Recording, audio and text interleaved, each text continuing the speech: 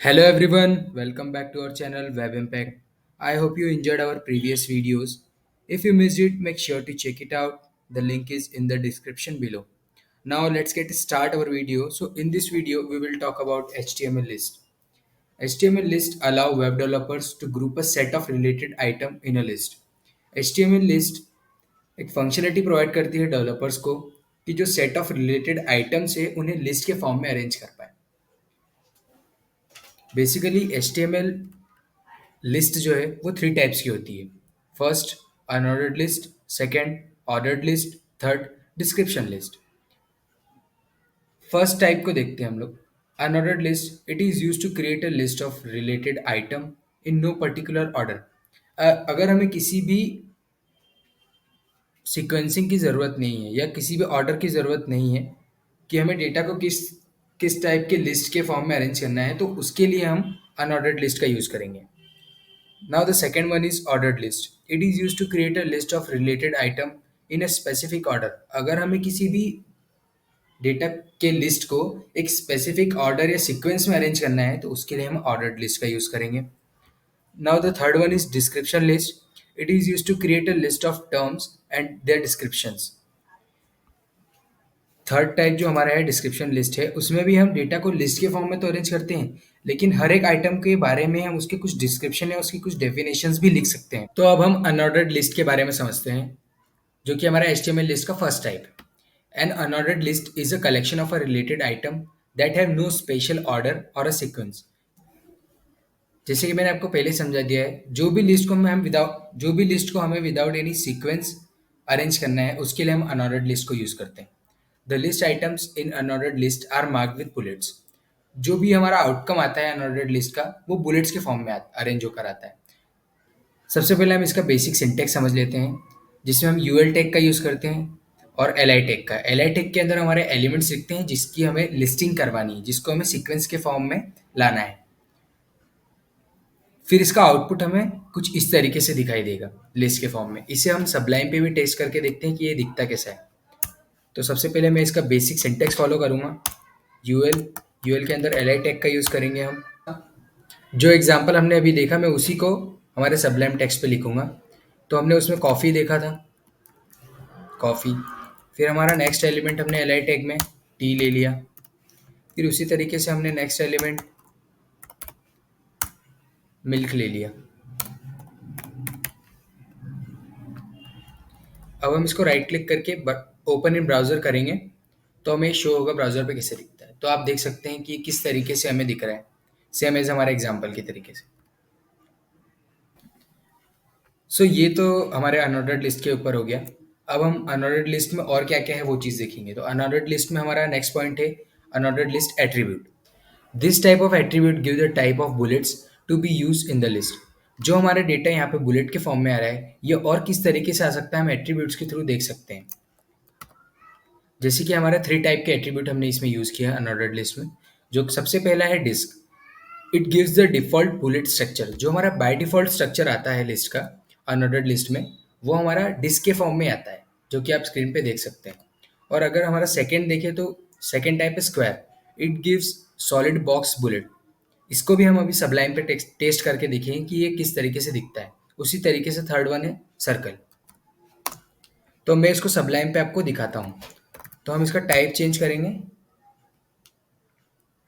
Disc by default है तो मैं उसको शो नहीं करवाऊँगा, बाकी अदर दो हम देख लेते हैं.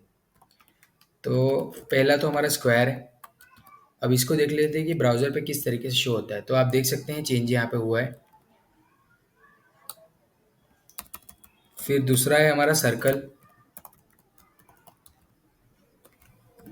ये देखिए दोनों टाइप के हमने एट्रीब्यूट को यूज़ करके यहाँ पे किस तरीके से बुलेट्स फॉर्म में जो आ रहा था उसको चेंज किया हमने. तो ये हो गया अनऑर्डर्ड लिस्ट एट्रीब्यूट के बारे में. तो हम HTML लिस्ट के सेकेंड टाइप को समझेंगे जो है ordered list. An ordered list is a collection of related item that have special order or a sequence. जो हमने पहले ही समझ लिया है कि ऑर्डर्ड लिस्ट में अगर हमें किसी भी लिस्ट को या डेटा को एक सीक्वेंस के फॉर्म में अरेंज करना है तो उसके लिए हम ऑर्डर्ड लिस्ट का यूज़ करेंगे. The list items in ordered list are marked with numbers. जो ऑर्डर्ड लिस्ट में बाय डिफ़ॉल्ट डेटा जो भी आएगा वो नंबर्स के फॉर्म में ही आएगा। अगर किसी भी चीज़ को सीक्वेंस के फॉर्म में अरेंज करना है तो हम उसको 1, 2, 3 इसी फॉर्म में, कहीं पे भी हम उसको इसी फॉर्म में ही अरेंज करते हैं, तो इसमें भी वही है सेम टू सेम। अब हम ऑर्डर लिस्ट का बेसिक सिंटैक्स देख लेते हैं। तो ये ओएल टैग में ऑर्डर लिस्ट का टैग है ये। इसमें भी हम एल आई टैग का ही यूज़ करते हैं, जिसमें कि हमारे एलिमेंट्स को रखते हैं। वही हमारा पुराना एग्जाम्पल है। इसे मैं आपको डायरेक्ट सबलाइन पे ही दिखाता हूँ कि किस तरीके से हमें ब्राउज़र पे शो होगा। मैं आपको इसको थोड़ा सा शॉर्ट शॉर्ट वे में समझाऊंगा, बट आप पूरा कोड लिखना ट्राई करना आपके बेटर प्रैक्टिस के लिए। अब हम इसे ब्राउज़र पे देखते हैं, तो ये हमारा सीक्वेंस के फॉर्म में आ गया, जैसे 1, 2, 3। तो ये हो गया ऑर्डर्ड लिस्ट के बारे में। अब हम इसी का टाइप देखते हैं कि ऑर्डर्ड लिस्ट में और क्या-क्या चीज़ें हैं। तो ऑर्डर्ड लिस्ट के एट्रीब्यूट भी होते हैं। Ordered list has 2 type of attribute, they are following. तो ऑर्डर्ड लिस्ट के 2 टाइप के एट्रीब्यूट होते हैं। फर्स्ट है टाइप, सेकंड इज स्टार्ट।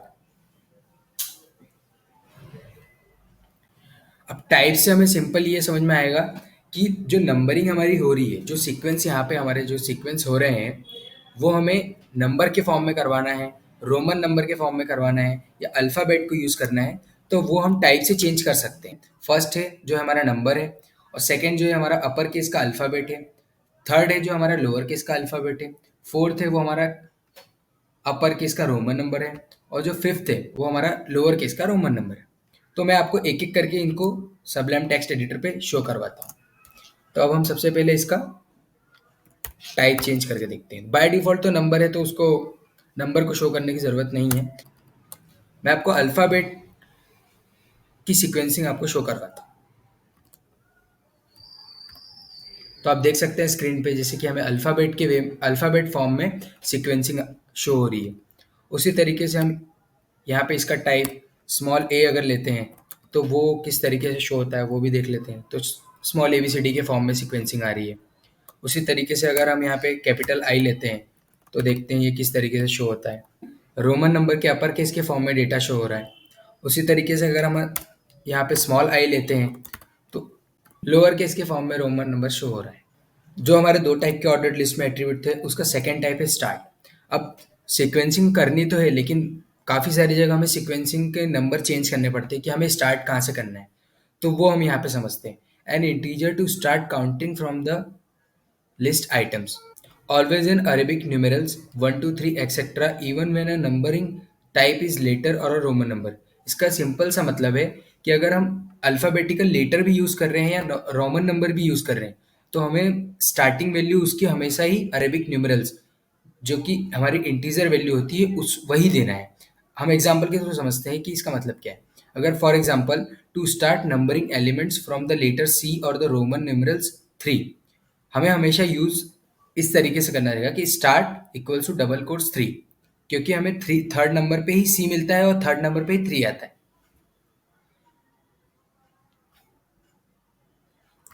इसे हम सबलाइम टेक्स्ट एडिटर पे भी देख लेते हैं कि किस तरीके से हमें यूज़ करना है। तो अब हमने स्टार्ट लिया, और अगर हमें 2 से सीक्वेंसिंग स्टार्ट करनी है,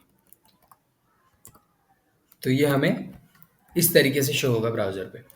अभी जैसे हमें अल्फ़ाबेट भी यूज़ करना है, तो उसके लिए हम कैपिटल ए लेंगे, और स्टार्ट अगर हमें डी से करवाना है, तो हमें नॉर्मल 4 से ही, मतलब फोर्थ प्लेस पे डी आता है, तो वही यूज़ करना है। फिर हम देखते हैं ब्राउज़र पे इस तरीके से डी से ही स्टार्ट हुआ हो, तो इस तरीके से हम इस एट्रीब्यूट का यूज़ करके उसकी ऑर्डरिंग चेंज कर सकते हैं कि हमारा स्टार्ट कहाँ से होना चाहिए। उसी प्रकार से HTML लिस्ट का थर्ड टाइप है description list. A description list is a list of item with a description और a definition of each item. जैसे कि मैंने आपको बताया कि जो लिस्ट तो अरेंज होगी, लेकिन उसके लिस्ट जो आइटम्स है उसके बारे में भी हम कुछ डेफिनेशन या डिस्क्रिप्शन लिख सकते हैं।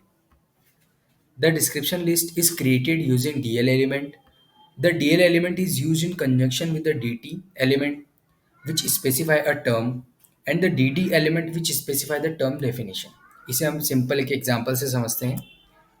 तो इसका बेसिक सिंटेक्स यही है कि DL जो हमारा डिस्क्रिप्शन लिस्ट है, फिर DT जो हमारा डिस्क्रिप्शन टर्म है, और DD जो हमारा डिस्क्रिप्शन डेफिनेशन है, उस चीज़ के बारे में यूज़ करेंगे। अब मैं आपको इसको सबलाइम पे यूज़ करके दिखाता हूँ कि किस तरीके से डिस्क्रिप्शन लिस्ट का यूज़ किया जाता है। इसको सबसे पहले मैं हटा देता हूँ। सबसे पहले मैं डीएल टैग को यूज़ करूँगा, जिसके अंदर हम डीटी टैग का यूज़ करेंगे। डीटी में मैं आपको सिंपल एक ब्रेड ब्रेड का अब यहाँ पे डिस्क्रिप्शन लिखना है, तो हम उसके अंदर डीटी टैग का यूज़ करेंगे। It is a baked food.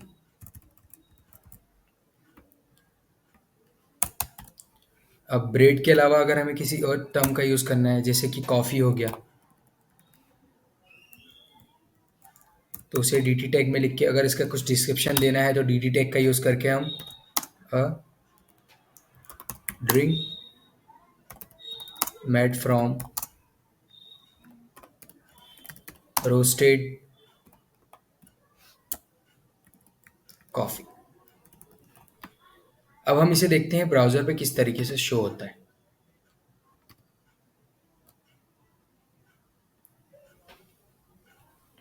तो आप देख सकते हैं कि लिस्ट के फॉर्म में अरेंज तो हुआ है, लेकिन हम जो हमारा लिस्ट का टर्म है उसके बारे में हम उसका कुछ डेफिनेशन भी लिख सकते हैं।